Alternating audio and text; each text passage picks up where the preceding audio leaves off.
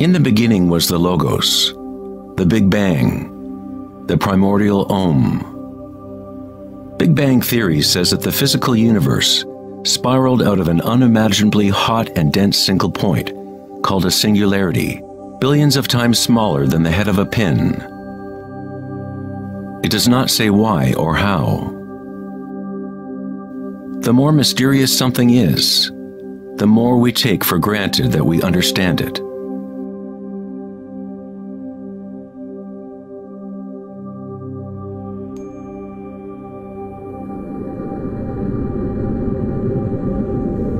It was thought that eventually gravity would either slow the expansion or contract the universe in a big crunch.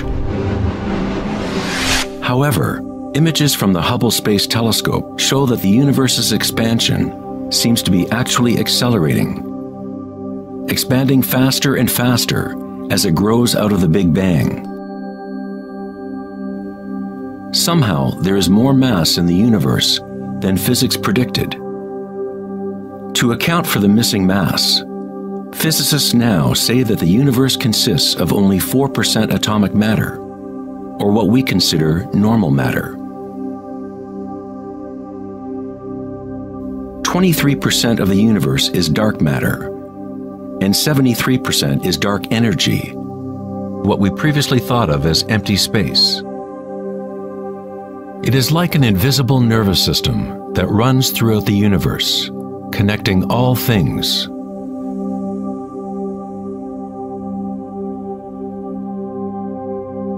The ancient Vedic teachers taught Nada Brahma, the universe is vibration. The vibratory field is at the root of all true spiritual experience and scientific investigation. It is the same field of energy that saints, Buddhas, yogis, mystics, priests, shamans, and seers have observed by looking within themselves.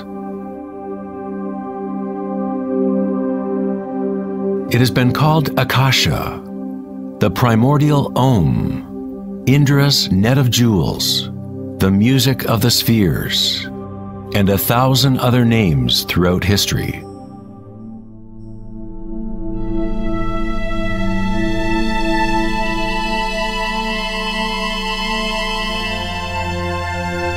It is the common root of all religions.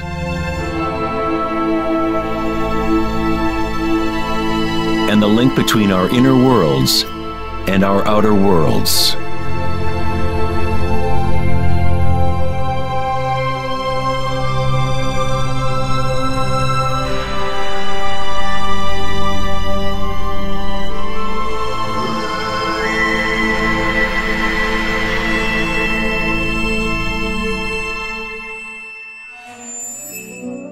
In Mahayana Buddhism in the 3rd century, they described a cosmology not unlike the most advanced physics of modern day. Indra's net of jewels is a metaphor used to describe a much older Vedic teaching, which illustrates the way the fabric of the universe is woven together. Indra, the king of the gods, gave birth to the sun and moves the winds and the waters. Imagine a spider web that extends into all dimensions. The web is made up of dewdrops, and every drop contains the reflection of all the other water drops. And in each reflected dewdrop, you will find the reflections of all the other droplets. The entire web in that reflection, and so on to infinity. Indra's web could be described as a holographic universe, where even the smallest stream of light contains the complete pattern of the whole.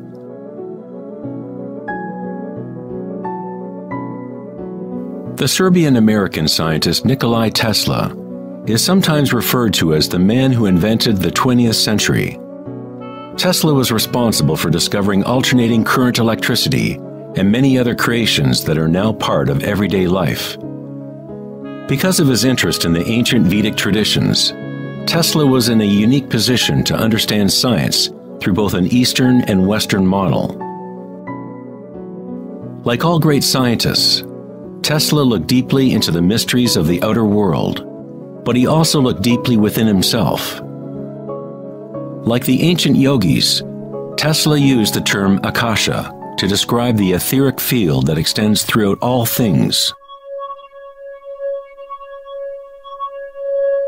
Tesla studied with Swami Vivekananda, a yogi who brought the ancient teachings of India to the West.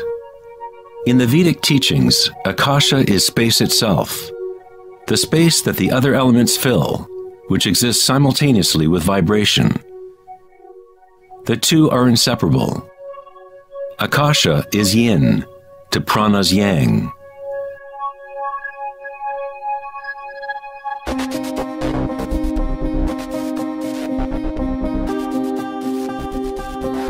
A modern concept that can help us to conceptualize akasha, or the primary substance, is the idea of fractals. It wasn't until the 1980s that advances in computers allowed us to actually visualize and reproduce mathematically the patterns in nature. The term fractal was coined in 1980 by mathematician Benoit Mandelbrot, who studied certain simple mathematical equations that, when they are repeated, produce an unending array of changing mathematical or geometrical forms within a limited framework. They are limited, but at the same time, infinite. A fractal is a rough geometric shape that can be split into parts, each of which is at least approximately a reduced size copy of the whole pattern, a property called self-similarity. Mandelbrot's fractals have been called the thumbprint of God. Om Shrim Rim Klim Lam Gam Ganapatiye Varavaradav Saravajanam Eva Shavaya Swaha. You are seeing artwork generated by nature itself. If you turn the Mandelbrot figure a certain way, it looks sort of like a Hindu deity or Buddha. This figure has been termed the Buddha-bro figure. Om Shrim Rim Klim Lam Gam Ganapatiye Varavaradav Saravajanam Eva Shavaya Swaha.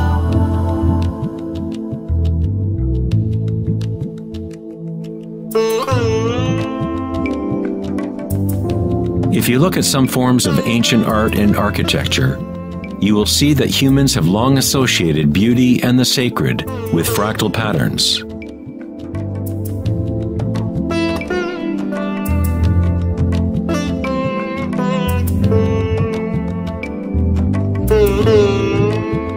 Infinitely complex, yet every part contains the seed to recreate the whole. Fractals have changed mathematicians' views of the universe and how it operates. With each new level of magnification, there are differences from the original. Constant change and transformation occurs as we traverse from one level of fractal detail to another.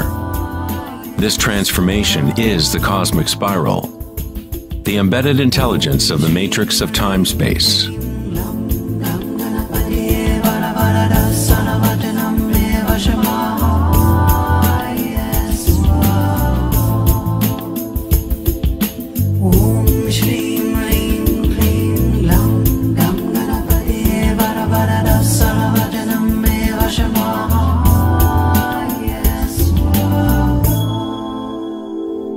Fractals are inherently chaotic, full of noise and order.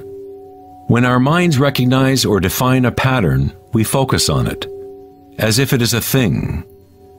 We try to find the patterns we see as beautiful, but in order to hold the pattern in our minds, we must push away the rest of the fractal.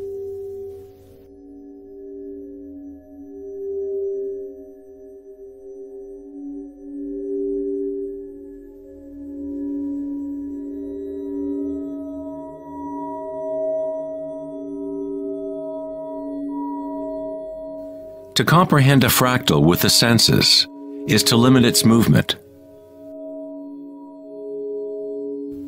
All energy in the universe is neutral, timeless, dimensionless. Our own creativity and capacity for pattern recognition is the link between the microcosm and macrocosm, the timeless world of waves, and the solid world of things. Observation is an act of creation through limitations inherent in thinking. We are creating the illusion of solidity, of things by labeling, by naming. The philosopher Kierkegaard said, "If you name me, you negate me." By giving me a name, a label, you negate all of the other things I could possibly be. You lock the particle into being a thing by pinning it down, naming it. But at the same time, you are creating it, defining it to exist. Creativity is our highest nature. With the creation of things comes time, which is what creates the illusion of solidity.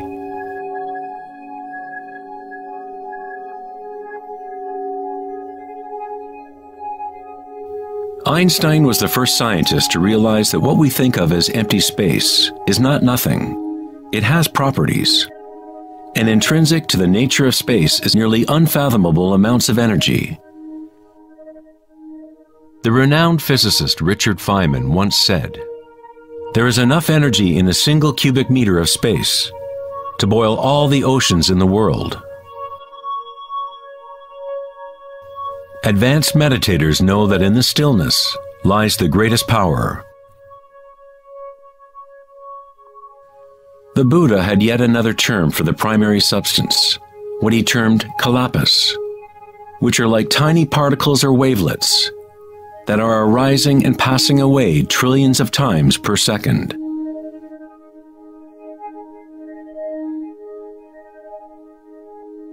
Reality is, in this sense, like a series of frames in a holographic film camera, moving quickly so as to create the illusion of continuity. When consciousness becomes perfectly still, the illusion is understood, because it is consciousness itself that drives the illusion.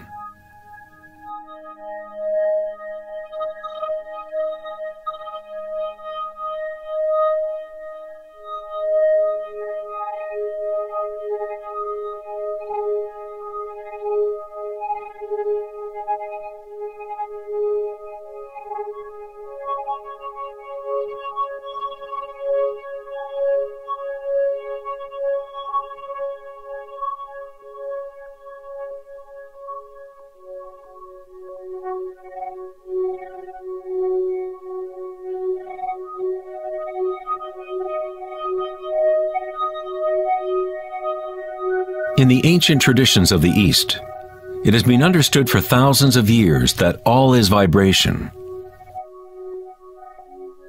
Nada Brahma, the universe is sound. The word nada means sound or vibration, and Brahma is the name for God. Brahma simultaneously is the universe and is the creator. The artist and the art are inseparable. In the Upanishads, one of the oldest human records from ancient India, it is said, Brahma the creator, sitting on a lotus, opens his eyes, and a world comes into being. Brahma closes his eyes, and a world goes out of being. Ancient mystics, yogis, and seers have maintained that there is a field at the root level of consciousness. The Akashic field, or the Akashic records, where all information, all experience, past, present, and future, exists now and always. It is this field or matrix from which all things arise, from subatomic particles to galaxies, stars, planets, and all life.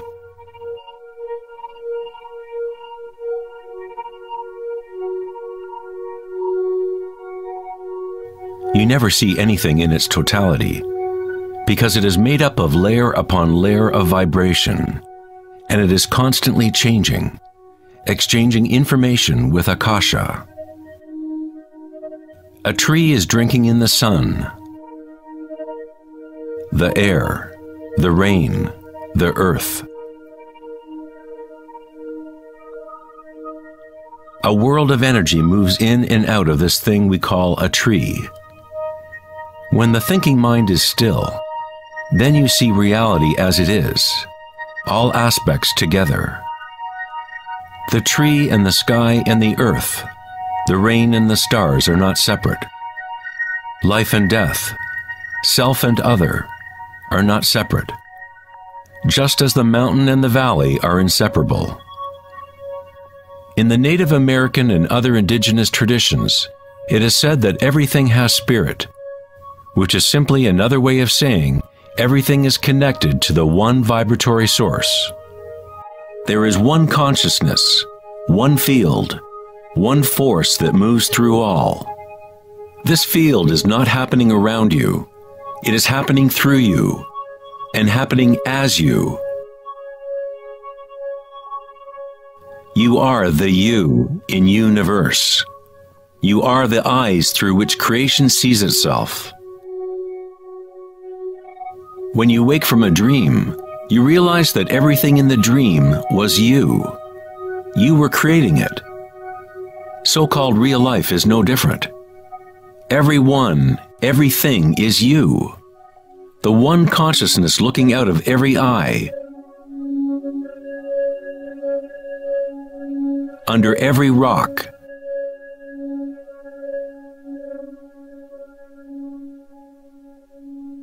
Within every particle.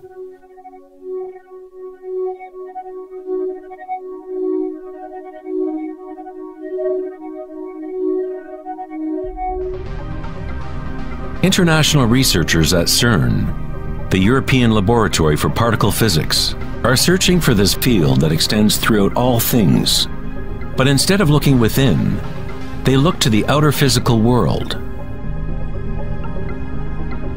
Researchers at the CERN laboratory in Geneva, Switzerland, announced that they had found the Higgs boson, or the God particle. The Higgs boson experiments prove scientifically that an invisible energy field fills the vacuum of space.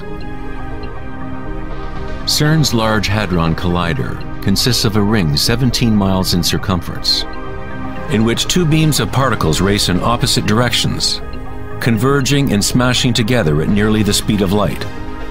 Scientists observe what comes out of the violent collisions. The standard model cannot account for how particles get their mass. Everything appears to be made of vibration, but there is no thing being vibrated. It is as if there has been an invisible dancer, a shadow, dancing hidden in the ballet of the universe. All the other dancers have always danced around this hidden dancer. We have observed the choreography of the dance, but until now we could not see that dancer.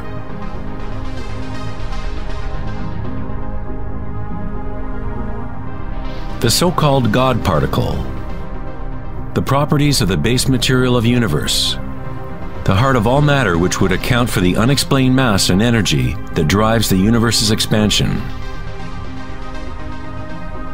But far from explaining the nature of the universe, the discovery of the Higgs boson simply presents an even greater mystery, revealing a universe that is more mysterious than we ever imagined.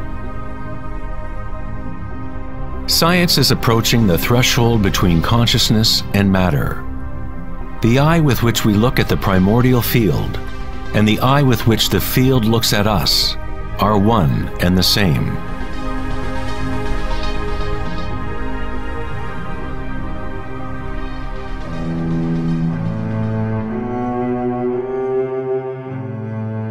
The German writer and luminary Wolfgang von Goethe said, "The wave is the primordial phenomenon which gave rise to the world." Cymatics is the study of visible sound. The word cymatics comes from the Greek root cyma, which means wave or vibration.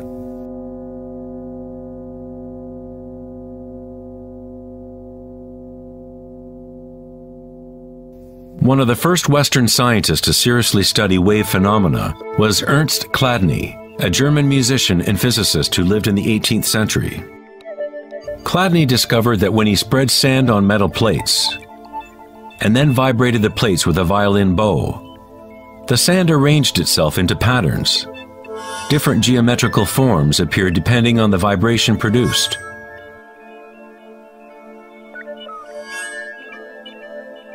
Chladni recorded an entire catalog of these shapes, and they are referred to as Chladni figures. Many of these patterns can be found throughout the natural world, such as the markings of the tortoise, or the spot patterns of a leopard.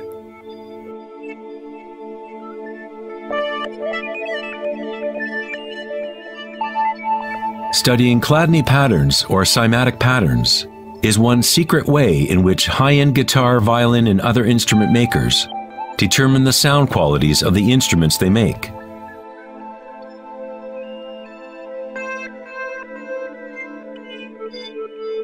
Hans Jenny expanded on Chladni's work in the 1960s. Using various fluids and electronic amplification to generate sound frequencies, and coined the term cymatics.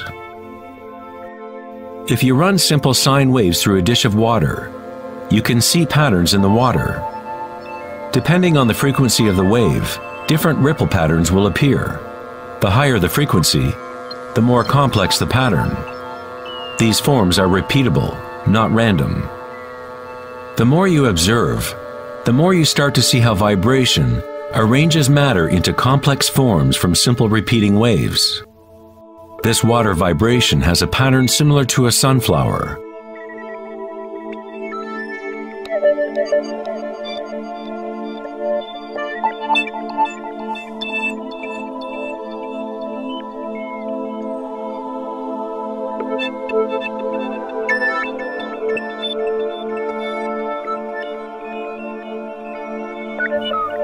Simply by changing the sound frequency, we get a different pattern.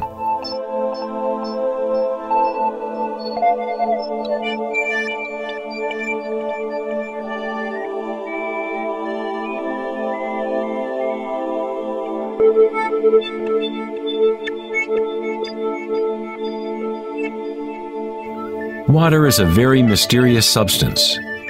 It is highly impressionable. That is, it can receive and hold on to vibration. Because of its high resonance capacity and sensitivity, and an inner readiness to resonate, the water responds instantaneously to all types of sonic waves. Vibrating water and earth make up the majority of mass in plants and animals. It is easy to observe how simple vibrations in water can create recognizable natural patterns. But as we add solids and increase the amplitude, things get even more interesting. Adding cornstarch to water, we get more complex phenomena.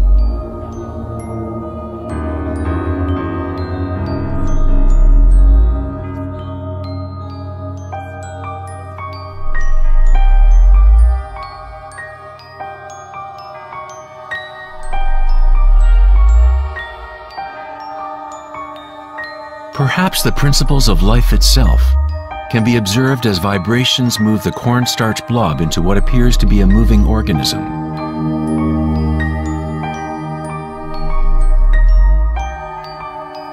The animating principle of the universe is described in every major religion, using words that reflect the understanding of that time in history. In the language of the Incas, the largest empire in pre-Columbian America, the word for human body is Alpa Kamasca, which means literally, animated earth. In Kabbalah, or Jewish mysticism, they talk about the divine name of God, the name that cannot be spoken. It cannot be spoken because it is a vibration that is everywhere. It is all words, all matter.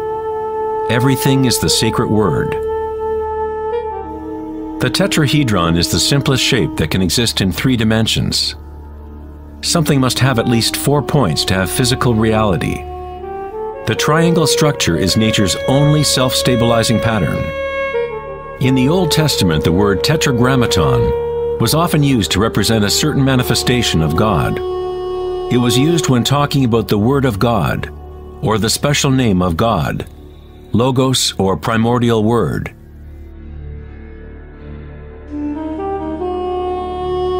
The ancient civilizations knew that at the root structure of the universe was the tetrahedral shape. Out of this shape, nature exhibits a fundamental drive toward equilibrium, Shiva, while it also has a fundamental drive towards change, Shakti.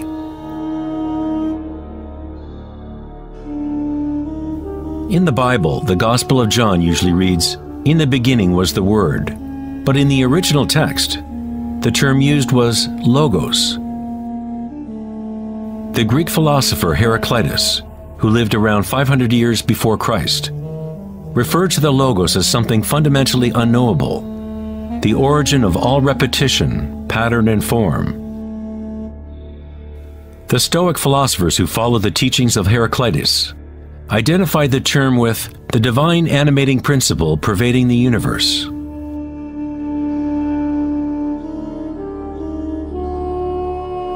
In Sufism, the Logos is everywhere and in all things.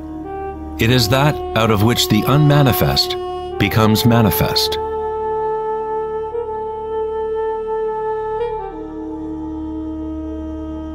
In the Hindu tradition, Shiva Nataraja literally means Lord of the Dance. The whole cosmos dances to Shiva's drum. All is imbued or ensouled with the pulsation. Only as long as Shiva is dancing can the world continue to evolve and change. Otherwise, it collapses back into nothingness. While Shiva is representative of our witnessing consciousness, Shakti is the substance or stuff of the world. While Shiva lies in meditation, Shakti tries to move him, to bring him into the dance. Like yin and yang, the dancer and the dance exist as one. Logos also means unconcealed truth. He who knows the Logos knows the truth. Many layers of concealment exist in the human world, as Akasha has been swirled into complex structures, concealing the source from itself. Like a divine game of hide and seek, we have been hiding for thousands of years, eventually forgetting about the game completely. We somehow forgot that there was anything to find. In Buddhism, one is taught to directly perceive the Logos, the field of change, or impermanence within oneself through meditation. When you observe your inner world, you observe subtler and subtler sensations and energies as the mind becomes more concentrated and focused. Through the direct realization of anicca, or impermanence at the root level of sensation, one becomes free of attachment to transient external forms. Once we realize there is one vibratory field that is the common root of all religions, how can we say, my religion, or this is my primordial Om, my quantum field?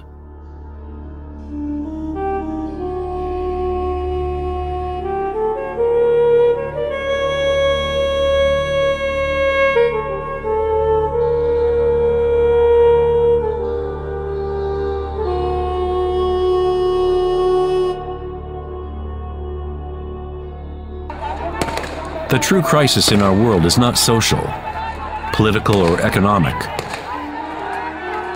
Our crisis is a crisis of consciousness, an inability to directly experience our true nature, an inability to recognize this nature in everyone and in all things.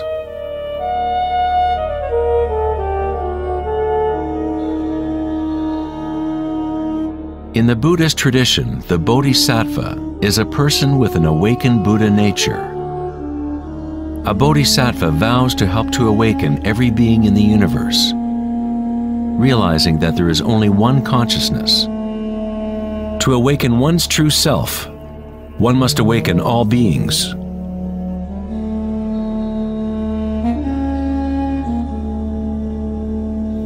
There are innumerable sentient beings in the universe. I vow to help them all to awaken. My imperfections are inexhaustible. I vow to overcome them all. The Dharma is unknowable. I vow to know it. The way of awakening is unattainable.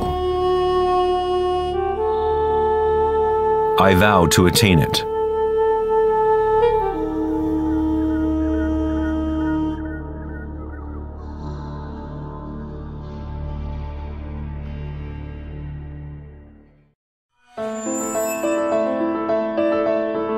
The Pythagorean philosopher Plato hinted enigmatically that there was a golden key that unified all of the mysteries of the universe. It is this golden key that we will return to time and again throughout our exploration. The golden key is the intelligence of the Logos, the source of the primordial Om. One could say that it is the mind of God. With our limited senses, we are observing only the outer manifestation of the hidden mechanics of self-similarity. The source of this divine symmetry is the greatest mystery of our existence. Many of history's monumental thinkers, such as Pythagoras, Kepler, Leonardo da Vinci, Tesla, and Einstein, have come to the threshold of the mystery. Einstein said, "The most beautiful thing we can experience is the mysterious. It is the source of all true art and science. He to whom this emotion is a stranger, who can no longer pause to wonder and stand wrapped in awe, is as good as dead. His eyes are closed."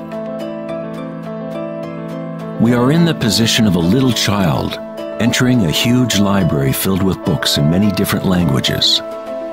The child knows someone must have written those books. It does not know how. It does not understand the languages in which they are written. The child dimly suspects a mysterious order in the arrangement of the books, but doesn't know what it is. That, it seems to me, is the attitude of even the most intelligent human being toward God. We see a universe marvelously arranged and obeying certain laws. Our limited minds cannot grasp the mysterious force that moves the constellations.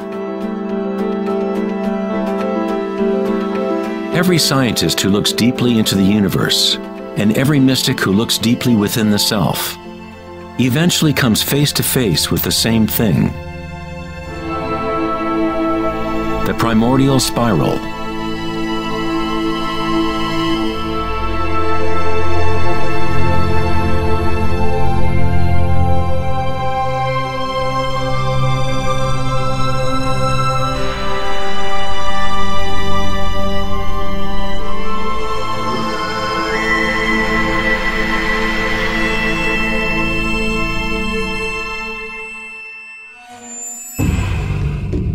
A 1,000 years before the creation of the ancient observatory at Stonehenge, the spiral was a predominant symbol on Earth.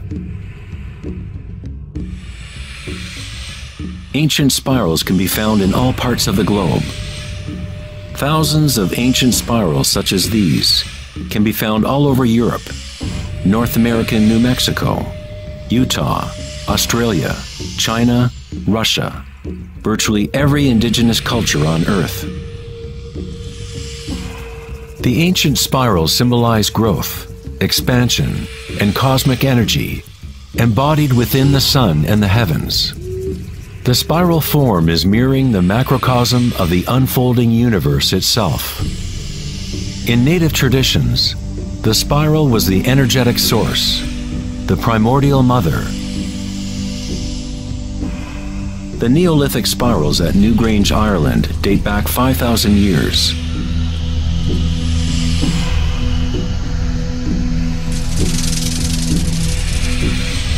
They are 500 years older than the Great Pyramid of Giza, and they are just as enigmatic to modern observers.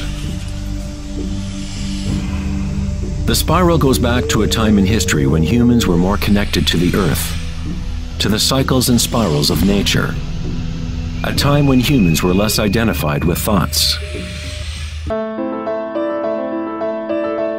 The spiral is what we perceive to be the torque of the universe. Prana, or creative force, swirls akasha into a continuum of solid forms. Found at all levels between the macrocosm and the microcosm, from spiral galaxies to weather systems, to the water in your bathtub, to your DNA,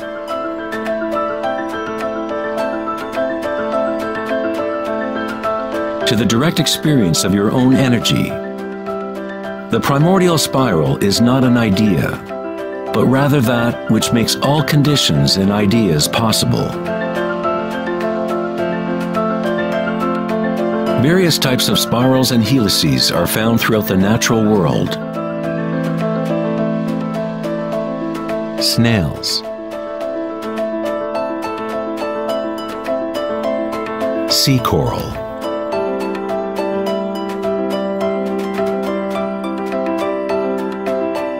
spiderwebs,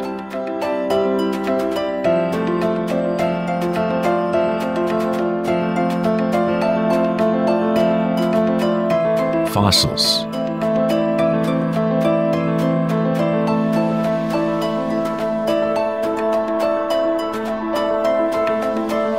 seahorses' tails,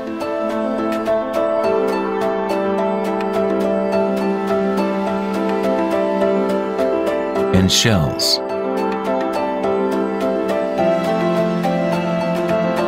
Many spirals appearing in nature are observable as logarithmic spirals, or growth spirals. As you move out from the center, the spiral sections get exponentially larger. Like Indra's net of jewels, logarithmic spirals are self-similar, or holographic, such that the characteristics of every part are reflected in the whole.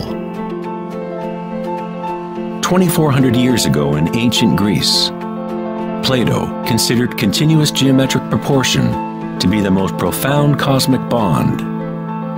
The golden ratio, or divine proportion, was nature's greatest secret. The golden ratio can be expressed as the ratio of A plus B to A is the same as the ratio of A to B.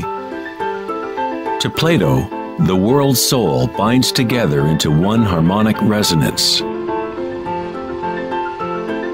The same pentagonal pattern that exists in a starfish or in a slice of okra can be seen in the path of the planet Venus, traced in the night sky over an 8-year period.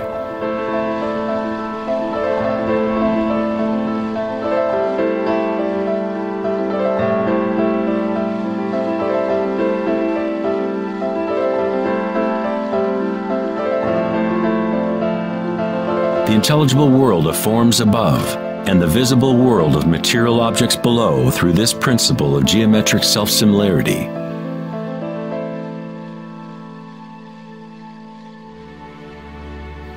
From the self-similar spiral patterns of the Romanesco broccoli to the arms of galaxies, logarithmic spirals are a ubiquitous and archetypal pattern. Our own Milky Way galaxy has several spiral arms which are logarithmic spirals with a pitch of about 12 degrees. The greater the pitch of the spiral, the tighter the turns. When you observe a plant growing in time-lapse video, you witness it dancing with the spiral of life.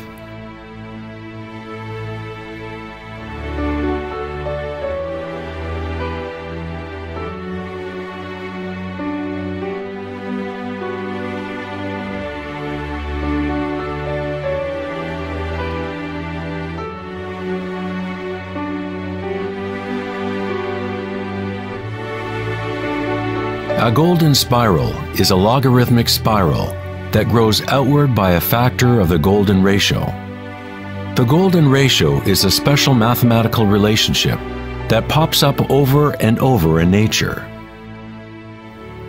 The pattern that is observable follows what is called the Fibonacci series, or Fibonacci sequence. The Fibonacci series unfolds such that each number is the sum of the previous two numbers. The German mathematician and astronomer Kepler discovered that self-similar spiral patterns are observable in the way leaves are arranged on stems of plants, or in the floret and petal arrangements of flowers. Leonardo da Vinci observed that the spacing of leaves was often in spiral patterns. These patterns are called phyllotaxis patterns, or leaf arrangement patterns.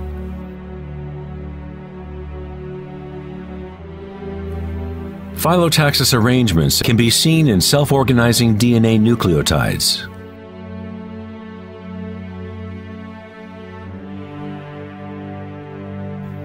And in everything from the family trees of reproducing rabbits to pine cones, cacti, to snowflakes, and in simple organisms such as diatoms. Diatoms are one of the most common types of phytoplankton, single-celled organisms that provide food for countless species throughout the food chain.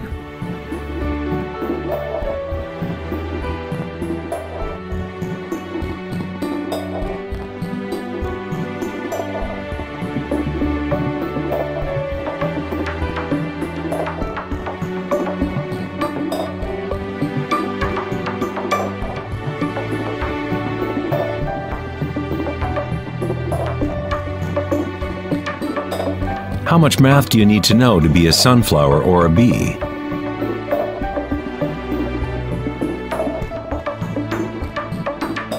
Nature doesn't consult the physics department to grow broccoli. The structuring in nature happens automatically. Scientists in the field of nanotechnology use the term self-assembly to describe the way complexes are formed, such as in the initial hexagonal phase of DNA formation. In nanotechnology engineering, carbon nanotubes are comprised of a similar arrangement of materials. Nature does this type of geometry over and over, effortlessly, automatically, without a calculator. Nature is precise and extremely efficient. According to the famous architect and author Buckminster Fuller, these patterns are a function of time-space. DNA and honeycomb are the shape that they are for the same reason a bubble is round. It is the most efficient shape, requiring the least amount of energy. Space itself has shape, and allows only certain configurations for matter, always defaulting to what is most efficient. These patterns are the strongest and most efficient way to build architectural structures, such as geodesic domes.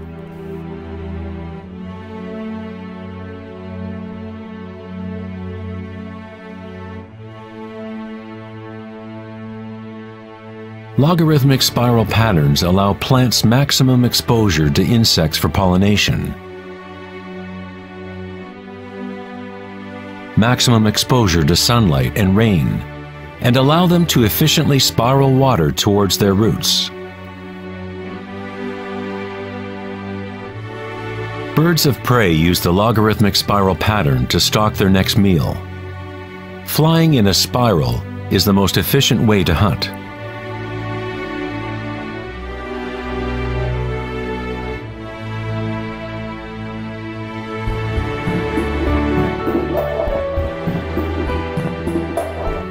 One's ability to see the spiral of life dancing akasha into material form is related to one's ability to see beauty and symmetry in nature. Poet William Blake said, "The vegetative universe opens like a flower from the earth's center, in which is eternity. It expands from stars to the mundane shell, and there it meets eternity again, both within and without."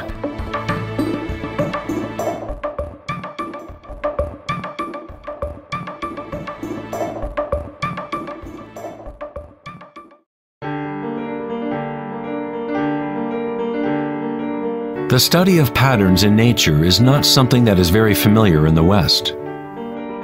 But in ancient China, this science was known as Li. Li reflects the dynamic order and pattern in nature.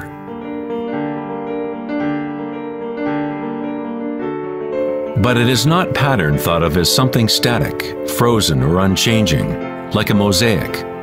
It is dynamic pattern as embodied in all living things.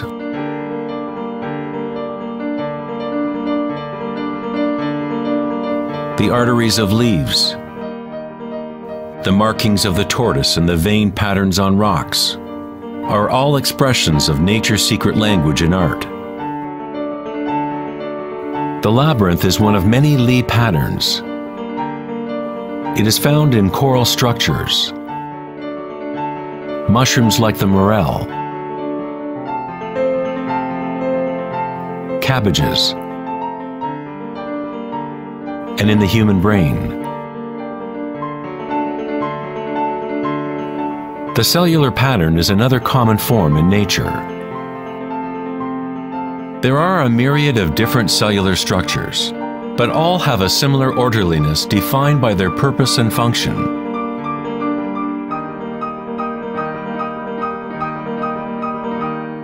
It is easy to be mesmerized with the constant play of forms. But what is most interesting is that certain archetypal forms seem to be woven into the fabric of nature at all. The branching pattern is another Li pattern, or archetypal pattern, that is observable at all levels and all fractal scales.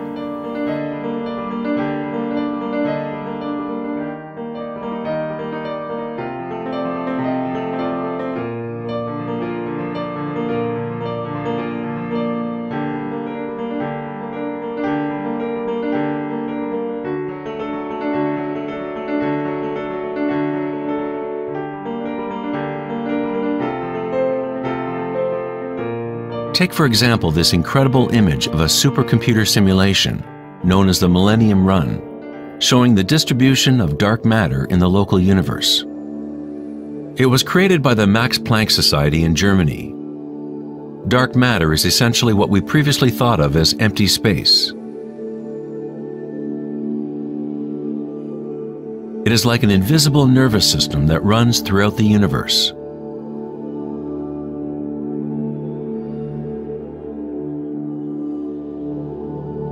The universe is literally like a giant brain. It is constantly thinking, using a type of dark or hidden energy that science is only starting to understand. Through this immense network, unfathomable energy moves, providing the momentum for the expansion and growth of the universe.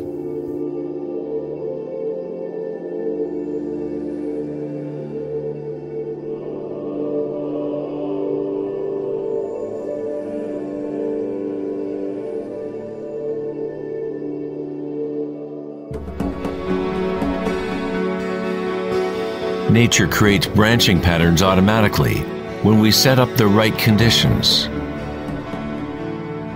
Nature is an art-generating machine, or a beauty-creating engine. Here, electricity is being used to grow silver crystal branches. The footage is time-lapsed as they grow over several hours. The crystals form on the aluminum cathode, as ions are electrodeposited from a silver nitrate solution.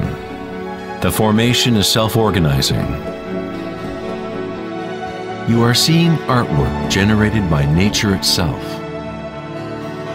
Johann Wolfgang von Goethe said, "Beauty is a manifestation of secret natural laws, which otherwise would have been hidden from us forever." In this sense, everything in nature is alive, self-organizing. When higher voltage is used, the fractal branching becomes even more obvious. This is happening in real time.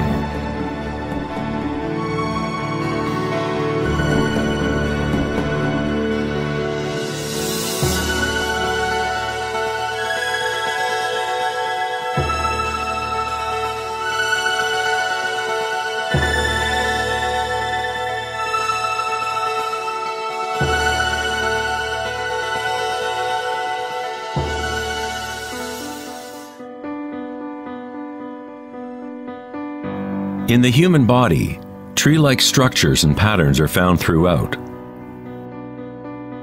There are, of course, the nervous systems that Western medicine knows about. But in Chinese, Ayurvedic, and Tibetan medicine, the energy meridians are a central component to understanding how the body functions. The nadis, or energy meridians, form tree-like structures. A post-mortem examination will not reveal the chakras or the nadis. But that does not mean they do not exist. You need to refine your tool that you use to look. You must first learn to quiet your own mind. Only then you will observe these things first within yourself. In electrical theory, the less resistance in a wire, the more easily it can carry energy. When you cultivate equanimity through meditation, it creates a state of non-resistance in your body. Prana, or chi, or inner energy, is simply your inner aliveness. What you feel when you bring your consciousness within the body. The subtle wires within your body that carry prana, the nadis, become able to move more and more pranic energy through the chakras. Your wiring becomes stronger as you use it, as you allow energy to flow. Wherever consciousness is placed, chi or energy will begin to flow and physical connections blossom.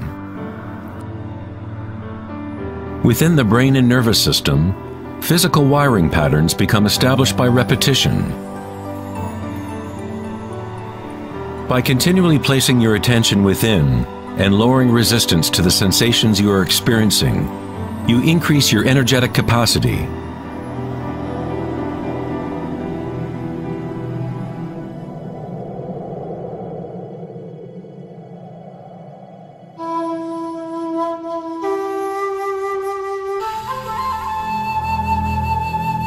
In Taoism, the yin-yang symbol represents the interpenetration of the spiral forces of nature. The yin-yang is not two and not one. The ancient concept of the hara is represented by a yin-yang, or spiral swirl. It is the power center located in the belly below the navel. Hara means literally sea or ocean of energy. In China, the hara is called the lower dantian. In many forms of Asian martial arts, the warrior with strong hara is said to be unstoppable.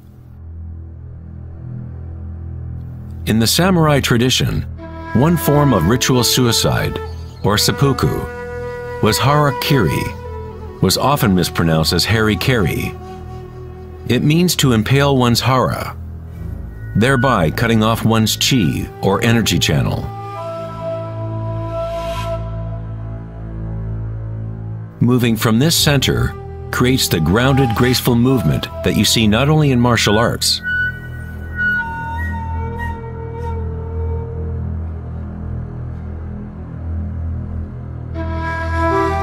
but in great golfers,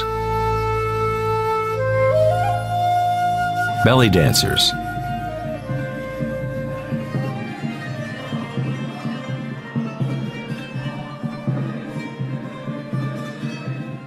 and Sufi whirling dervishes.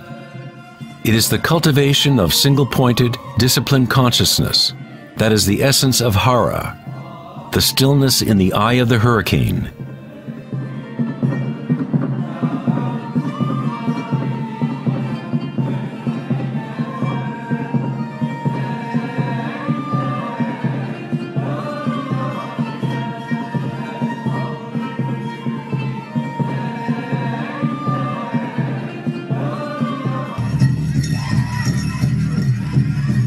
It is the gut instinct and connection to one's energy source.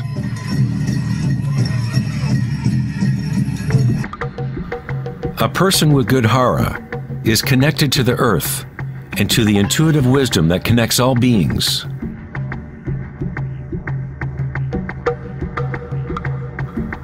To think with your belly, hara dekanganase, is to tap into your inner wisdom.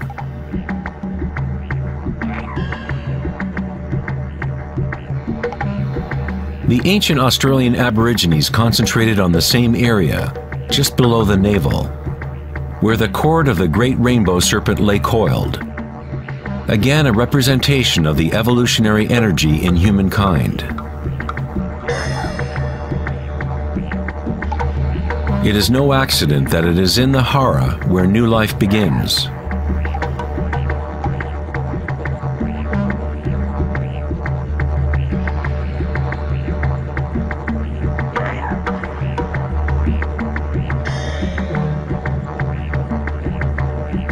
The enteric nervous system, sometimes referred to as the gut brain, is capable of maintaining a complex matrix of connections similar to the brain in the head, with its own neurons and neurotransmitters.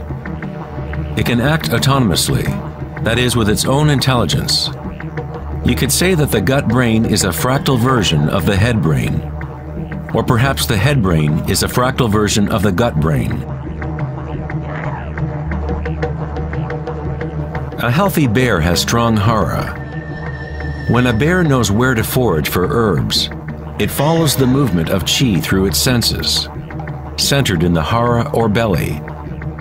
This is the bear's connection to the dream lodge, the place in native traditions where all knowledge comes from, to the spiral of life.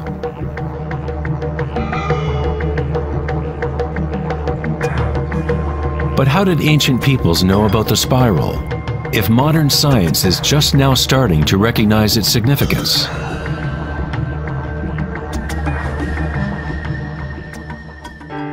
Ask the bees, for they have not forgotten how to love.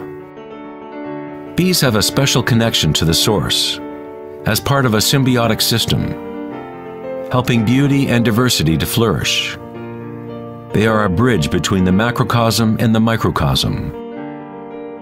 There is one heart that connects all, a hive mind, if you will. Like an open brain, the hive sends out its dreams into the world to be manifested.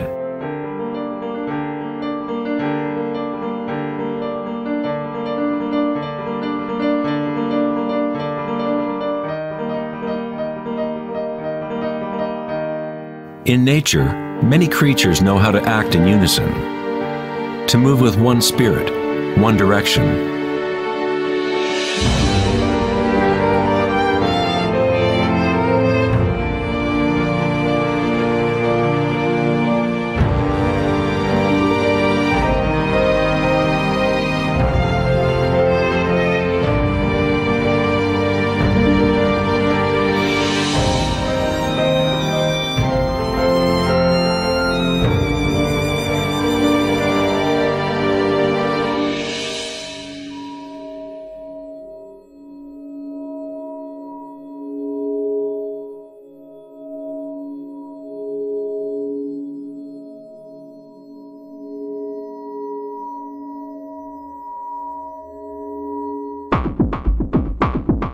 But not all benefit the other species around them. For example, the locust will devour everything in its path.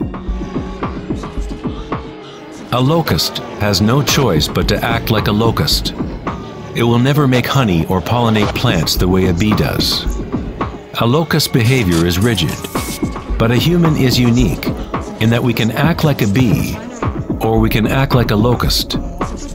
We are free to change and manipulate the patterns of how we interact with the world. We can exist symbiotically or as a parasite.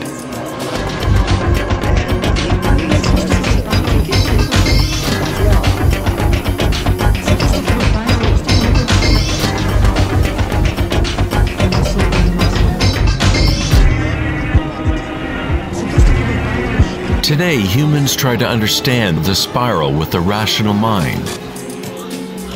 But it was never thinking that connected us to the spiral of life. Watch and fear. We have always been connected.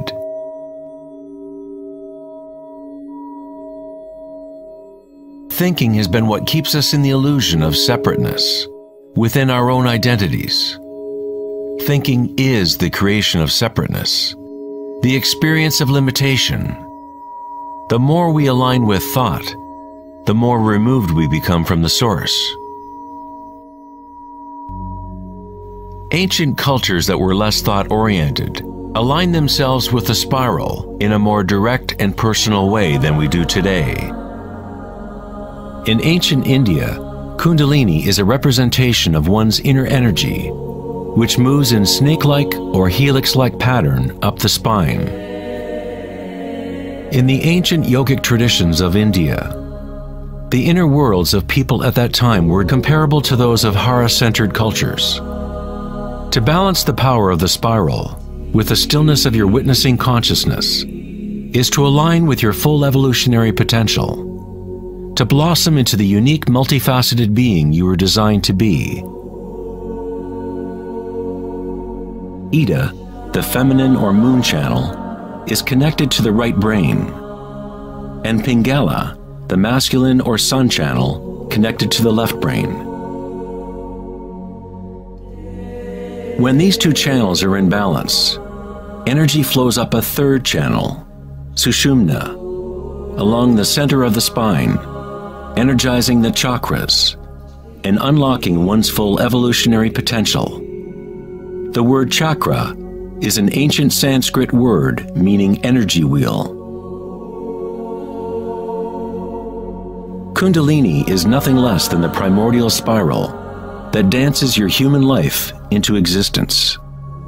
It is a different order of energy than we normally understand, like a bridge from gross matter to the most subtle energies. You are that bridge. Kundalini is not energy that can be forced by will, effort, and friction. It is analogous to growing a flower. All we can do as good gardeners is prepare the soil in proper conditions and let nature take its course.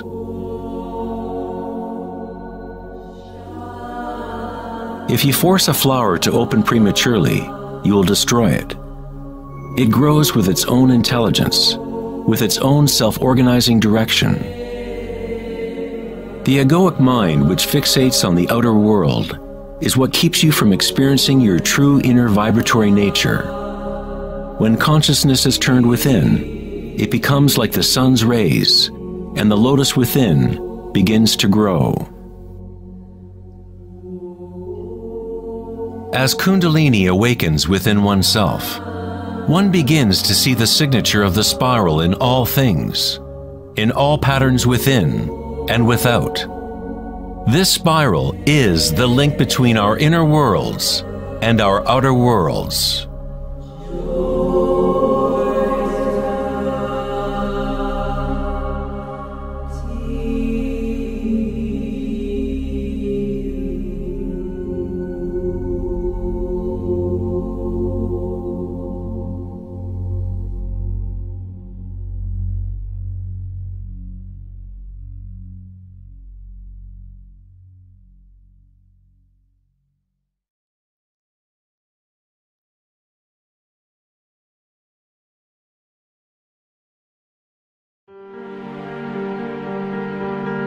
Prior to the dawn of Western civilization in written language, science and spirituality were not two separate things.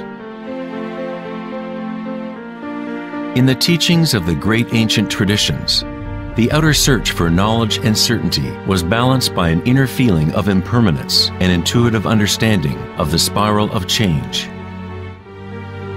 As scientific thinking became more dominant and information multiplied, fragmentation began to occur within our knowledge systems. Increased specialization meant that fewer people were capable of seeing the big picture, of feeling and intuiting the aesthetic of the system as a whole. No one was asking, is all this thinking good for us?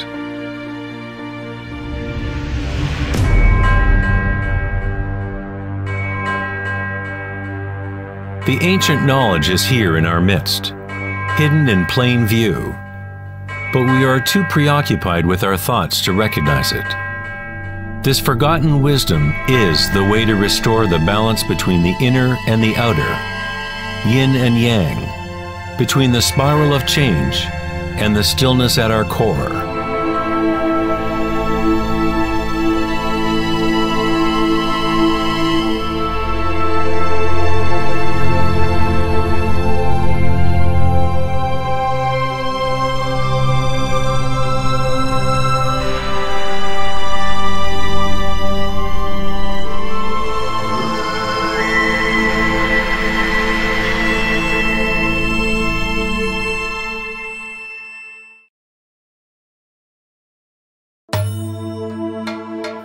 In Greek legend, Asclepius was the son of Apollo and the god of healing. His wisdom and skills at healing were unsurpassed, and he is said to have discovered the secret of life and death itself. In ancient Greece, the Asclepian healing temples recognized the power of the primordial spiral, which is symbolized by the rod of Asclepius. Hippocrates, the father of medicine, whose oath still forms the moral code of the medical profession, was said to have received his training at an Asclepian temple. To this day, this symbol of our evolutionary energy remains as the logo for the American Medical Association and other medical organizations worldwide.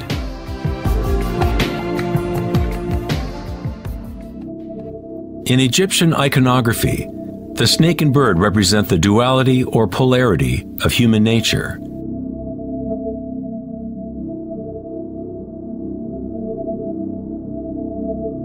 The snake, the downward direction, is the manifested spiral, the evolutionary energy of the world. The bird is the upward direction, the upward current oriented towards the sun, or awakened single-pointed consciousness, the emptiness of Akasha.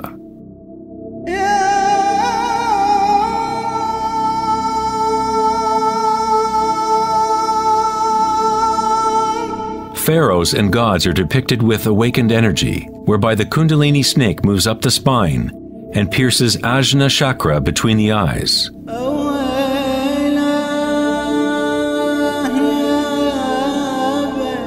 This is referred to as the Eye of Horus. In the Hindu tradition, the bindi is also representative of the third eye, the divine connection to spirit.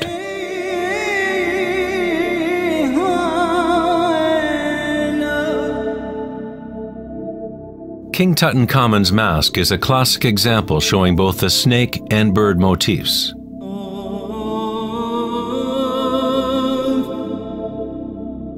The Mayan and Aztec traditions combine the serpent and bird motif into one god, Quetzalcoatl or Kukulkan. The winged serpent god represents the awakened evolutionary consciousness, or awakened Kundalini. The person who awakens Quetzalcoatl within themselves is a living manifestation of the divine. It is said that Quetzalcoatl, or serpent energy, shall return at the end of time.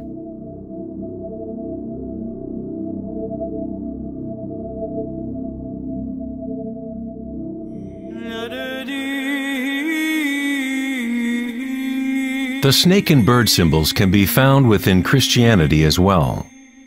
Their true meaning may be more deeply encrypted, but the meaning is the same as in other ancient traditions. In Christianity, the bird or dove, often seen above Christ's head, represents Holy Spirit, or Kundalini Shakti, as it rises to the sixth chakra and beyond. The Christian mystics called Kundalini by another name, Holy Spirit. In John 3:12, it says, "And as Moses lifted up the serpent in the wilderness, so must the Son of Man be lifted up."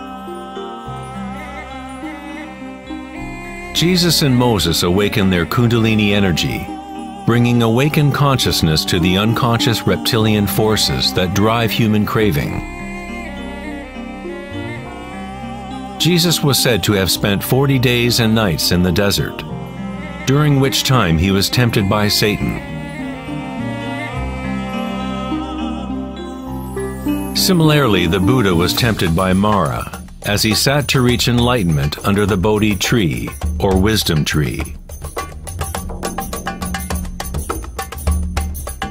Both Christ and Buddha had to turn away from the lure of sensory pleasures and worldly grasping.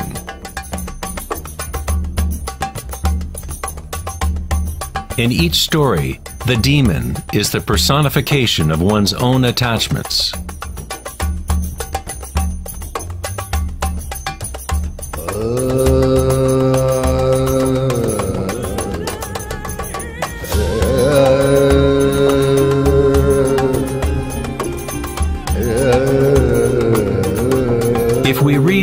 Adam and Eve story in the light of the Vedic and Egyptian traditions, we find that the serpent guarding the tree of life is Kundalini. The apple represents the lure and temptation of the external sensory world, distracting us from the knowledge of the inner world, the tree of knowledge within.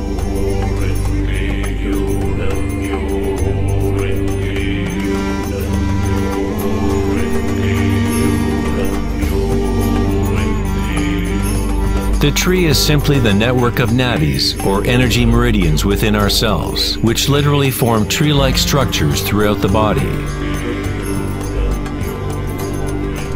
In our egoic quest for external gratification, we have cut ourselves off from the knowledge of the inner world, our connection to Akasha and the wisdom source.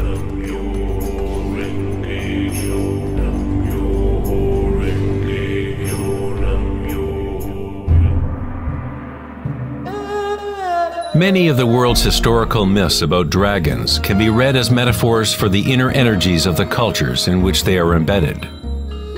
In China, the dragon is still a sacred symbol representing happiness. Like the Egyptian pharaohs, ancient Chinese emperors who had awakened their evolutionary energies were represented by the winged snake or dragon. The royal totem of the Jade Emperor, or Celestial Emperor, shows a balance similar to Ida and Pingala. The yin and yang of Taoism, awakening the pineal center, or what in Taoism is called the upper dantian.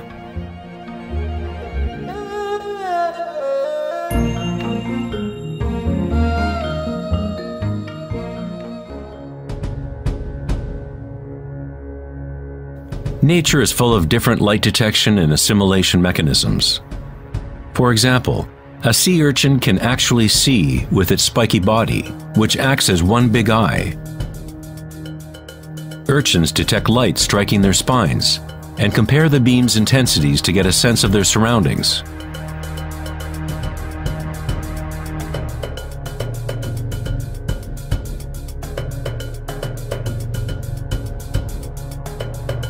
Green iguanas and other reptiles have a parietal eye or pineal gland on top of their heads, which they use to detect predators from above.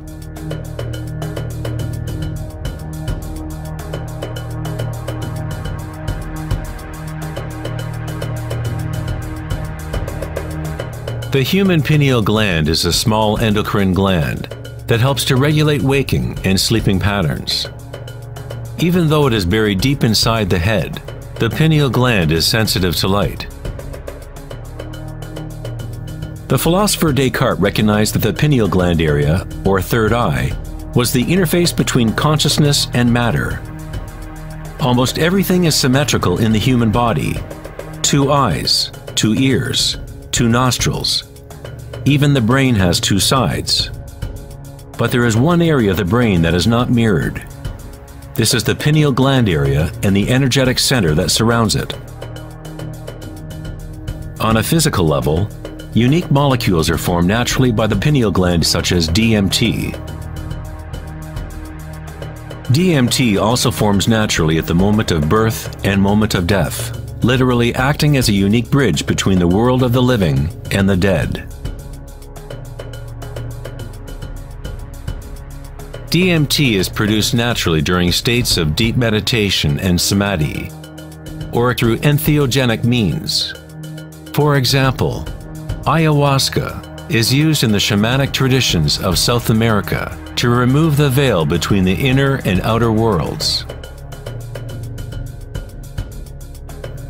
The word pineal itself has the same root as pine cone, because the pineal gland exhibits a similar spiral phyllotaxis pattern. This pattern, also known as the flower of life pattern, is common in ancient artwork depicting enlightened or awakened beings. When the pinecone image is seen in sacred artwork, it represents the awakened third eye, single-pointed consciousness, directing the flow of evolutionary energy. The pinecone represents the flowering of the higher chakras, which are activated as Sushumna rises to the Ajna chakra and beyond. In Greek mythology, the worshippers of Dionysus carried a thyrsus, or giant staff, wrapped with spiraling vines topped with a pine cone, again representing Dionysian energy, or Kundalini Shakti, as it travels up the spine to the pineal body at the sixth chakra.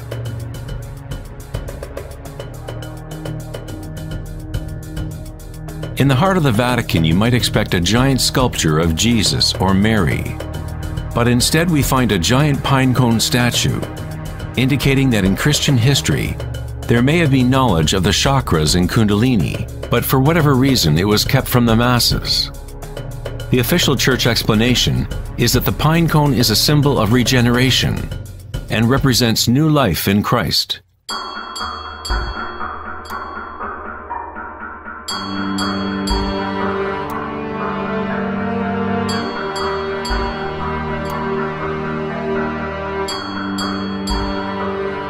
The 13th century philosopher and mystic Meister Eckhart said, "The eye with which I see God and the eye with which God sees me is one and the same." In the King James Bible, Jesus said, "The light of the body is the eye. If therefore thine eye be single, thy whole body shall be full of light."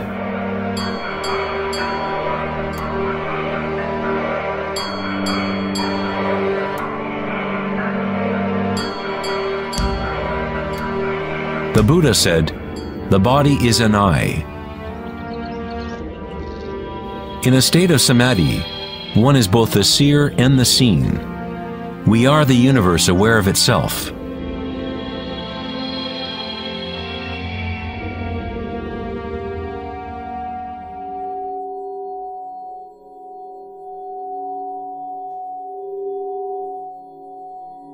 When Kundalini is activated, it stimulates the sixth chakra and pineal center, and this area starts to regain some of its evolutionary functions.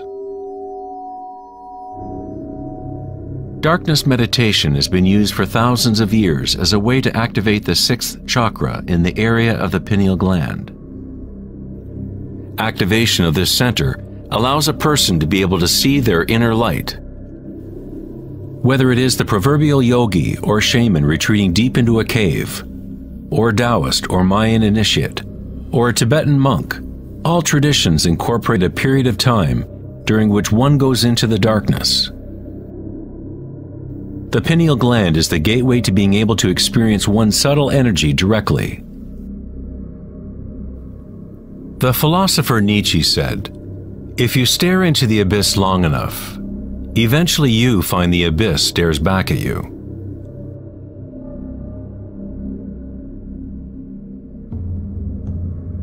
Dolmens, or ancient portal tombs, are among the oldest remaining structures on Earth. Most date to the Neolithic period of 3000 to 4000 BC, and some in Western Europe are 7000 years old. The dolmen was used to enter into perpetual meditation, as a way for a human to bridge the inner and outer worlds. As one continues to meditate in total darkness, eventually one begins to observe inner energy or light as the third eye becomes active. The circadian rhythms, which are governed by the sun and moon channels, no longer control the functions of the body, and a new rhythm is established.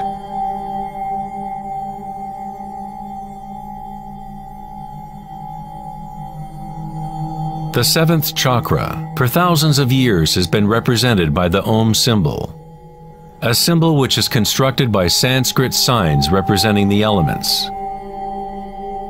When Kundalini rises beyond the sixth chakra, it begins to create an energy halo. Halos appear consistently in the religious paintings of different traditions, in all different parts of the world.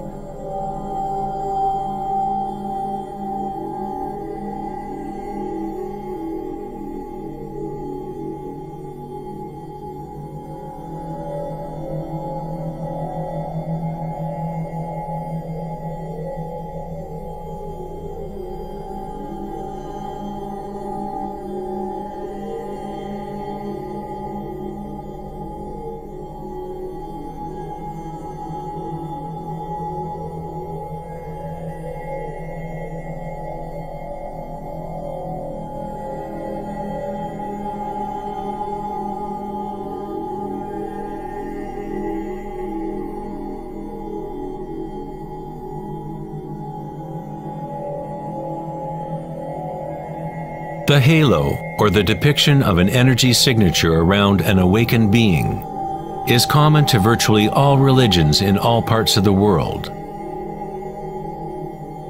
The evolutionary process of awakening the chakras is not the property of one group or one religion.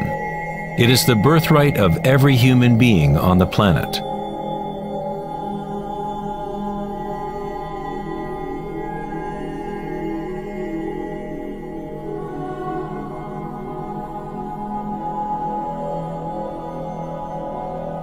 The crown chakra is the connection to the divine, that which is beyond duality, beyond name and form. Akhenaten was a pharaoh whose wife was Nefertiti.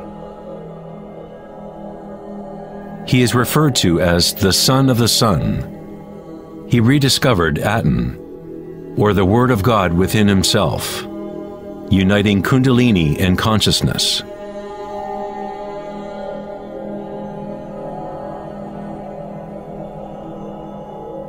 In Egyptian iconography, once again the awakened consciousness is represented by the solar disk, seen above the heads of gods or awakened beings.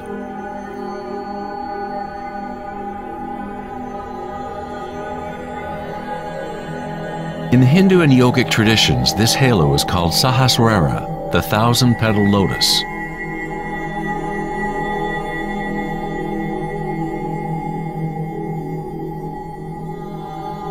The Buddha is associated with the symbol of the lotus. The phyllotaxis pattern is the same pattern as can be found in a blooming lotus. It is the flower of life pattern, the seed of life. It is the fundamental pattern into which all forms fit. It is the very shape of space itself, or a quality inherent to Akasha.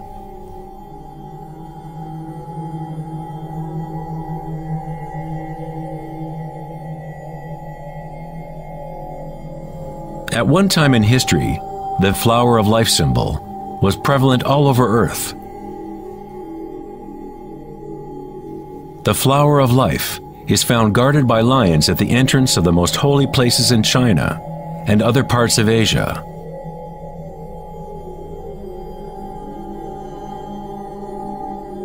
The 64 hexagrams of the I Ching often surround a yin-yang symbol, which is yet another way of representing the flower of life.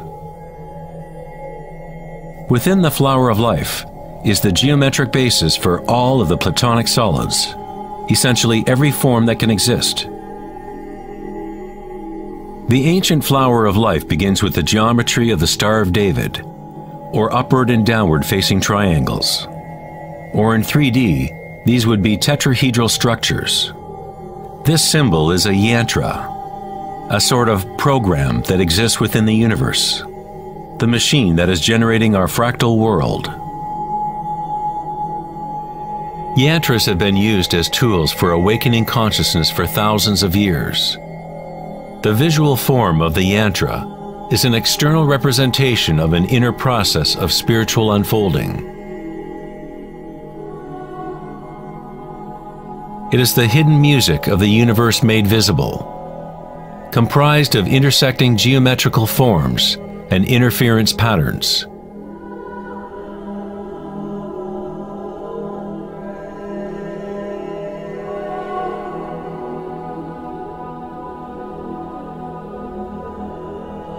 Each chakra is a lotus, a yantra, a psychophysiological center through which the world can be experienced.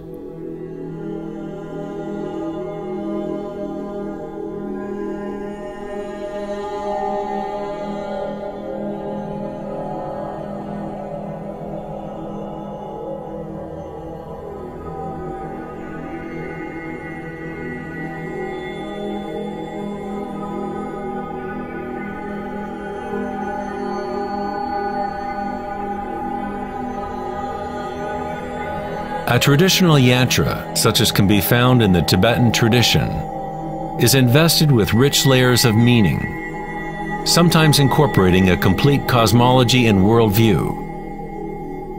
The yantra is a constantly evolving pattern which works through the power of repetition or iteration of a cycle. The power of the yantra is all but lost in today's world because we seek meaning only in the external form, and we do not connect it to our inner energies through intention.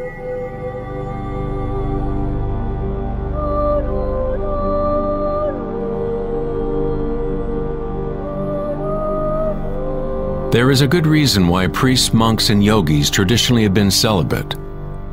Today, all but a tiny few know why they are practicing celibacy, because the true purpose has become lost. Quite simply, if your energy is going into producing more sperm or eggs, as the case may be, then there is not as much to fuel the rising of Kundalini, which activates the higher chakras. Kundalini is life energy, which is also sexual energy.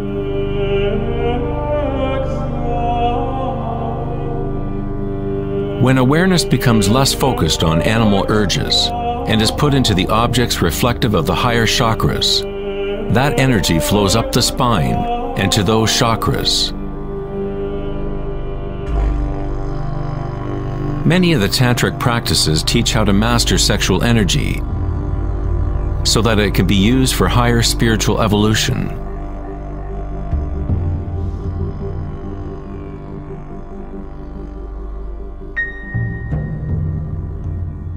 Your state of consciousness creates the right conditions for your energy to be able to grow. Entering a state of consciousness takes no time. As Eckhart Tolle says, awareness and presence always happen in the now. If you are trying to make something happen, then you are creating resistance to what is. It is the removing of all resistance that allows evolutionary energy to unfold. In the ancient yogic tradition, yoga postures were used to prepare the body for meditation. Hatha yoga was never intended solely as an exercise regime, but as a way to link one's inner and outer worlds. The Sanskrit word hatha means sun, ha, and moon, tha. In the original Yoga Sutras of Patanjali, the purpose of the 8 limbs of yoga are the same as the Buddha's Eightfold Path: to liberate one from suffering. When the polarities of the dual world are in balance, a third thing is born. We find the mysterious golden key that unlocks the evolutionary forces of nature. This synthesis of the sun and moon channels is our evolutionary energy.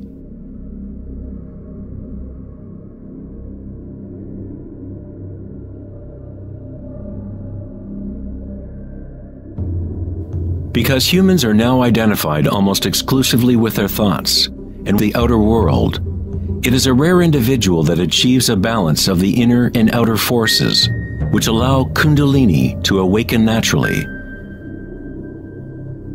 For those identified only with the illusion, Kundalini will always remain a metaphor, an idea, rather than a direct experience of one's energy and consciousness.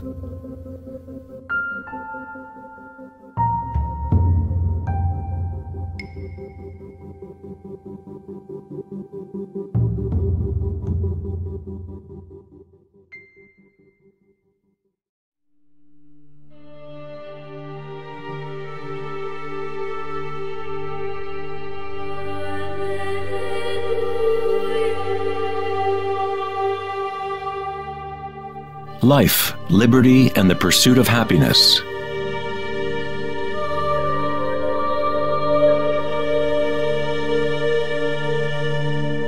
We live our lives pursuing happiness out there, as if it is a commodity. We have become slaves to our own desires and craving.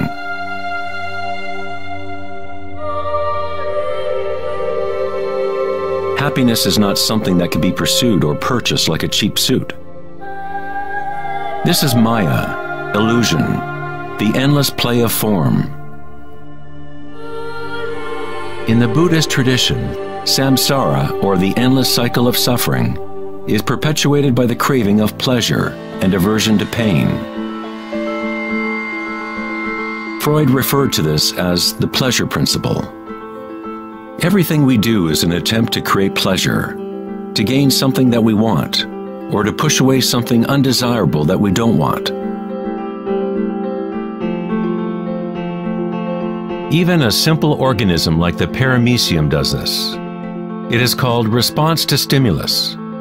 Unlike a paramecium, humans have more choice. We are free to think, and that is the heart of the problem. It is the thinking about what we want that has gotten out of control.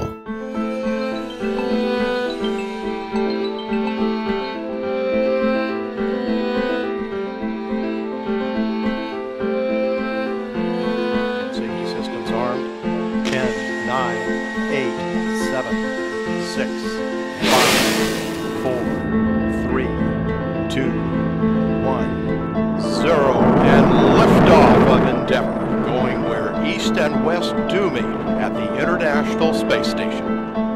The dilemma of modern society is that we seek to understand the world not in terms of archaic inner consciousness, but by quantifying and qualifying what we perceive to be the external world by using scientific means and thought. Thinking has only led to more thinking and more questions. We seek to know the innermost forces which create the world and guide its course. But we conceive of this essence as outside of ourselves, not as a living thing intrinsic to our own nature. It was the famous psychiatrist Carl Jung who said, "One who looks outside dreams. One who looks inside awakes." It is not wrong to desire to be awake, to be happy. What is wrong is to look for happiness outside, when it can only be found inside.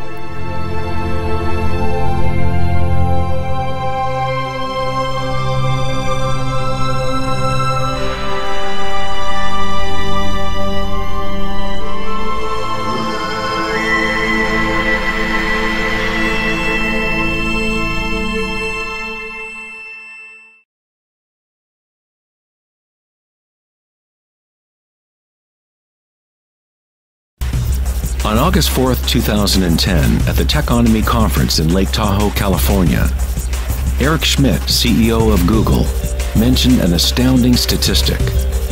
Every 2 days now, we create as much information as we did from the dawn of civilization up until 2003, according to Schmidt. That's something like 5 exabytes of data. Never in human history has there been so much thinking, and never has there been so much turmoil on the planet. Could it be that every time we think of a solution to one problem, we create 2 more problems? What good is all this thinking if it doesn't lead to greater happiness? Are we happier, more equanimous, more joyful as a result of all this thinking?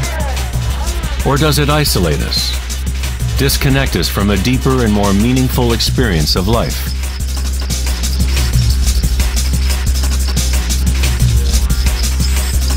Thinking, acting, and doing must be brought into balance with being. After all, we are human beings, not human doings.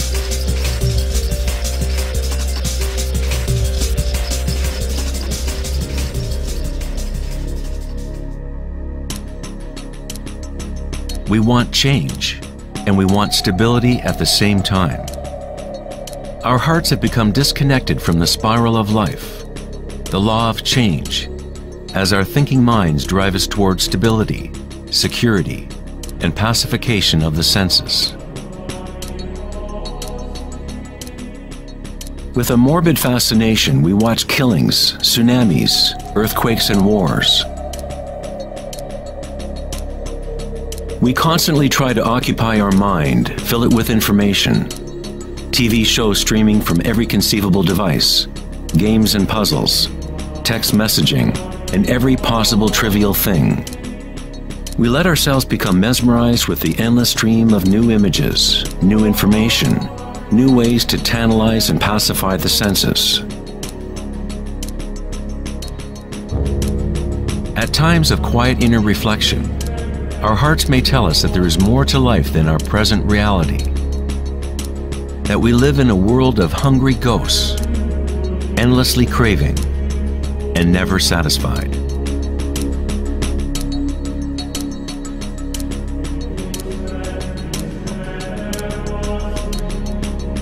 We have created a maelstrom of data flying around the planet to facilitate more thinking, more ideas about how to fix the world, to fix the problems that only exist because the mind has created them. Thinking has created the whole big mess that we are in right now. We wage wars against diseases, enemies, and problems. The paradox is that whatever you resist persists. The more you resist something, the stronger it gets. Like exercising a muscle, you are actually strengthening the very thing you want to rid yourself of. So then, what is the alternative to thinking? What other mechanism can humans use to exist on this planet?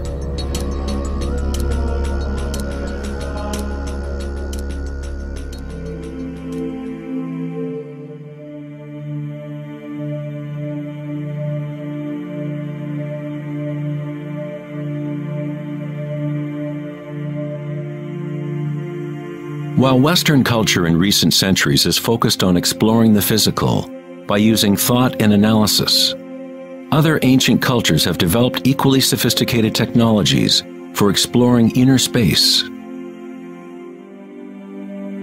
It is the loss of the connection to our inner worlds that has created imbalance on our planet. The ancient tenet, know thyself, has been replaced with a desire to know and experience the outer world of form. Answering the question, who am I, is not simply a matter of describing what is on your business card.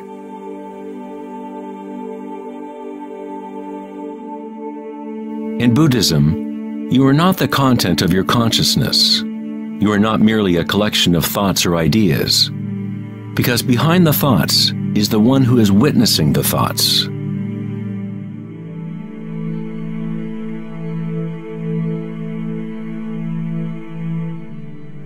The imperative know thyself is a Zen koan, an unanswerable riddle. Eventually the mind will become exhausted in trying to find an answer, like a dog chasing its tail. It is only the ego identity that wants to find an answer, a purpose. The truth of who you are does not need an answer, because all questions are created by the egoic mind. You are not your mind.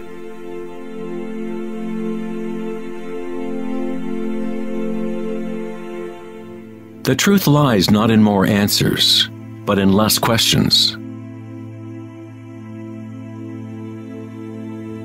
As Joseph Campbell said, I don't believe people are looking for the meaning of life as much as they are looking for the experience of being alive.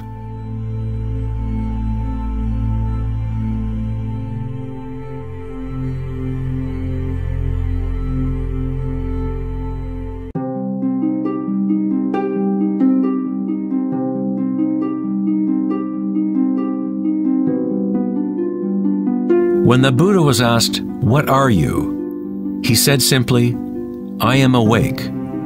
What does this mean, to be awake?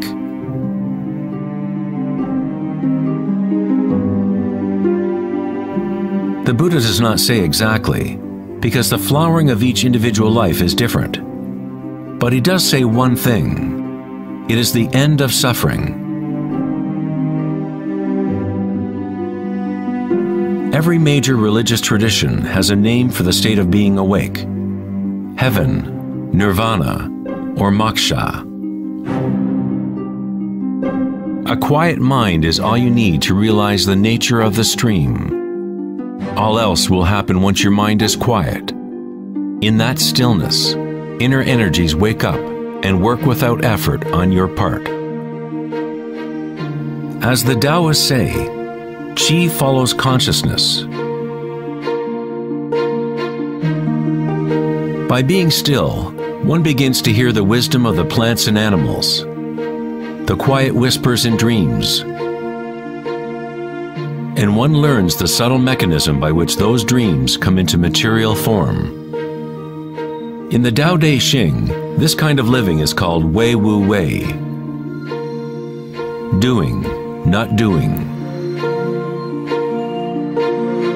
The Buddha spoke of the middle way as the path that leads to enlightenment. Aristotle described the golden mean, the middle between two extremes, as the path of beauty. Not too much effort, but not too little either. Yin and yang in perfect balance.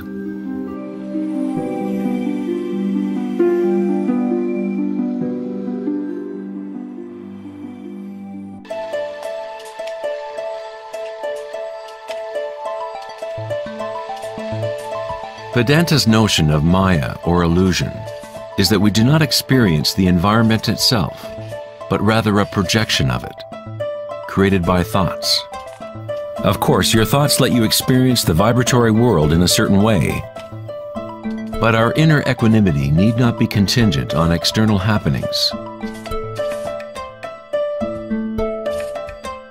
The belief in an external world, independent of the perceiving subject, is fundamental to science. But our senses only give us indirect information. Our notions about this mind-made physical world are always filtered through the senses, and therefore always incomplete. There is one field of vibration underlying all of the senses. People with a condition called synesthesia sometimes experience this vibratory field in different ways. Synesthetes can see sounds as colors or shapes, or associate qualities of one sense with another. Synesthesia refers to a synthesis or intermingling of the senses. The chakras in the senses are like a prism, filtering a continuum of vibration. All things in the universe are vibrating, but at different rates and frequencies. The Eye of Horus is made up of 6 symbols, each representing the senses. Like the ancient Vedic system, thought is considered to be a sense.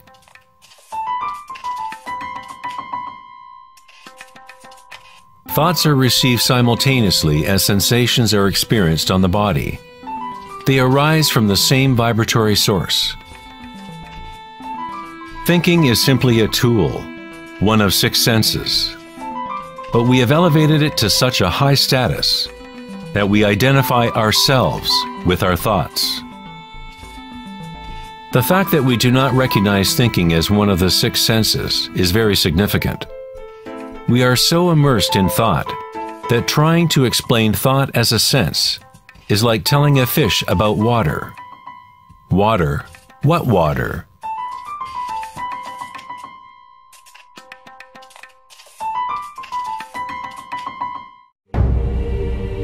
In the Upanishads, it is said, "Not that which the eye can see, but that whereby the eye can see. Know that to be Brahman, the eternal, and not what people here adore.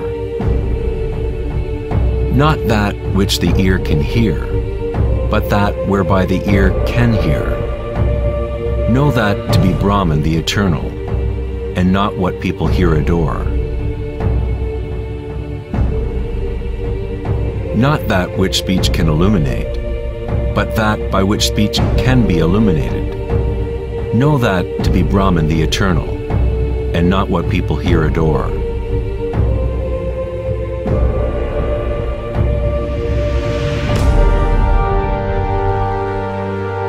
Not that which the mind can think, but that whereby the mind can think. Know that to be Brahman, the eternal, and not what people here adore.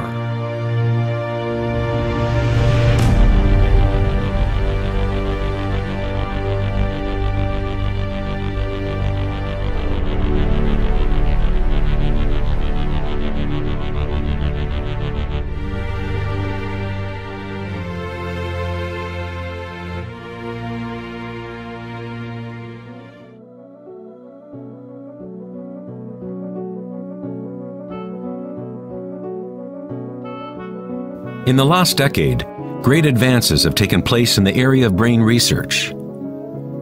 Scientists have discovered neuroplasticity, a term which conveys the idea that the physical wiring of the brain changes according to the thoughts moving through it. As Canadian psychologist Donald Hebb put it, neurons that fire together, wire together.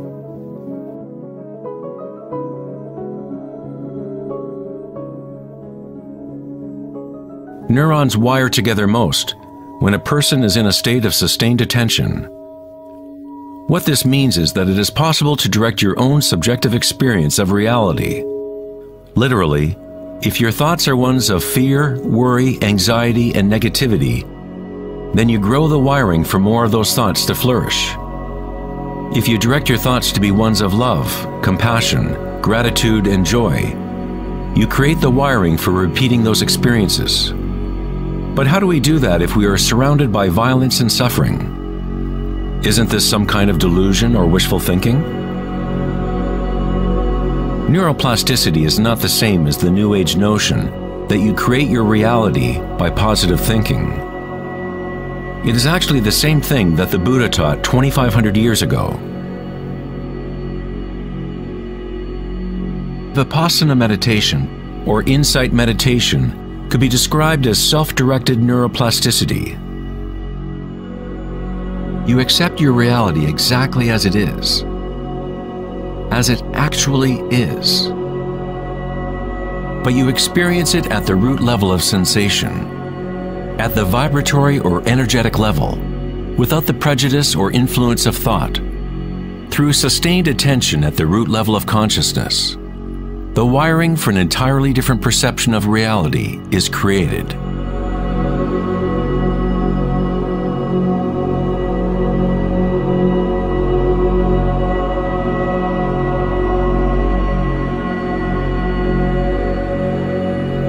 We have got it backwards most of the time. We constantly let ideas about the outer world shape our neural networks.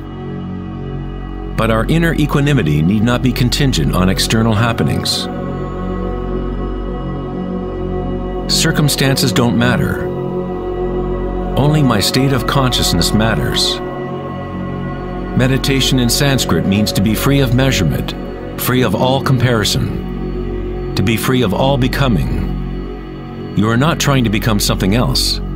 You are okay with what is. The way to rise above the suffering of the physical realm is to totally embrace it, to say yes to it, so it becomes something within you, rather than you being something within it.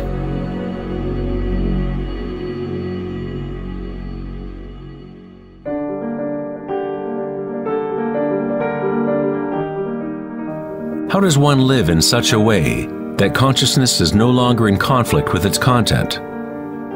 How does one empty the heart of petty ambitions? There must be a total revolution in consciousness, a radical shift in orientation from the outer world to the inner. It is not a revolution brought about by will or effort alone, but also by surrender, acceptance of reality as it is.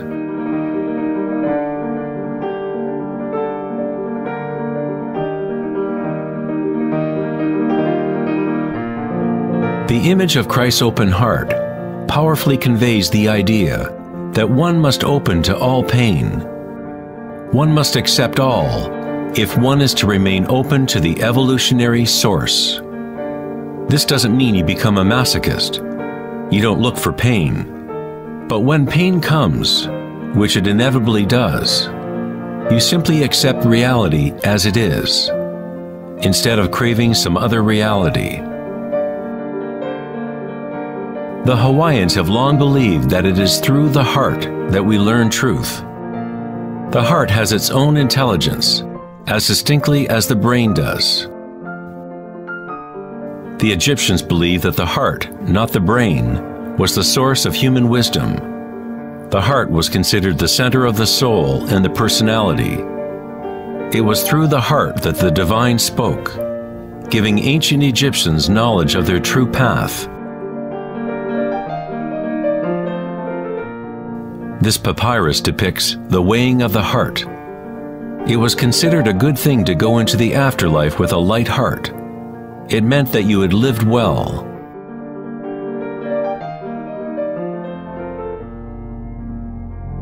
One universal or archetypal stage that people experience in the process of awakening the heart center is the experience of one's own energy as the energy of the universe.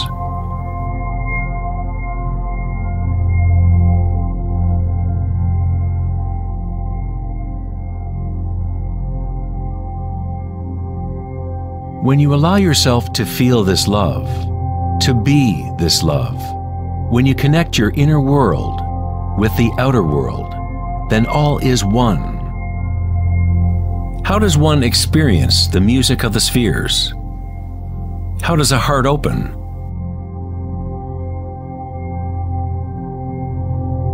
Sri Ramana Maharshi said, "God dwells in you, as you, and you don't have to do anything to be God-realized or self-realized. It is already your true and natural state. Just drop all seeking, turn your attention inward, and sacrifice your mind to the one self, radiating in the heart of your very being. For this to be your own presently lived experience, self-inquiry is the one direct and immediate way."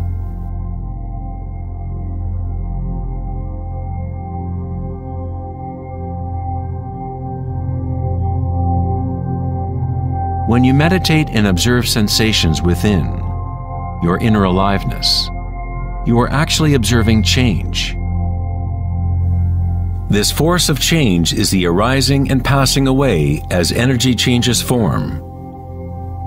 The degree to which a person has evolved or become enlightened is the degree to which one has gained the ability to adapt to each moment, or to transmute the constantly changing human stream of circumstances, pain and pleasure, into bliss.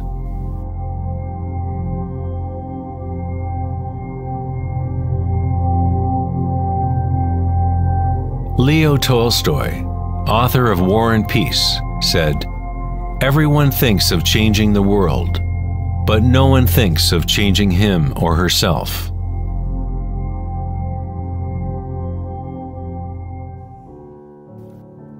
Darwin said the most important characteristic for the survival of a species is not strength or intelligence, but adaptability to change.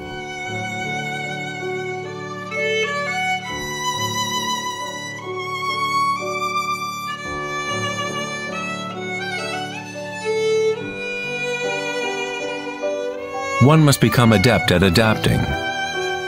This is the Buddhist teaching of anicca.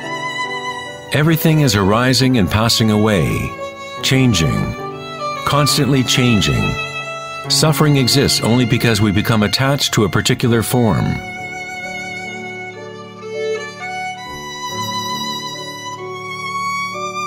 When you connect to the witnessing part of yourself with the understanding of anicca, bliss arises in the heart.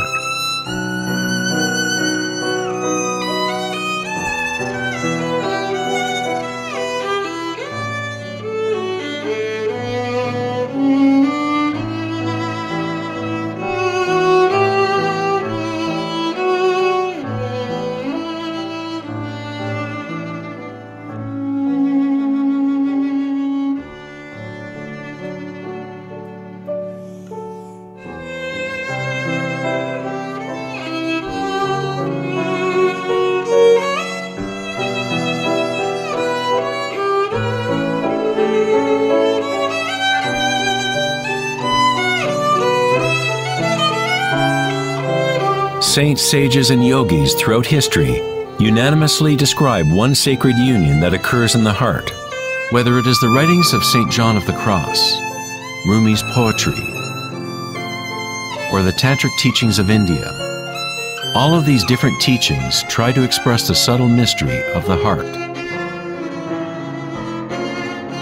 In the heart is the union of Shiva and Shakti, masculine penetration into the spiral of life, and feminine surrender to change. Witnessing and unconditional acceptance of all that is.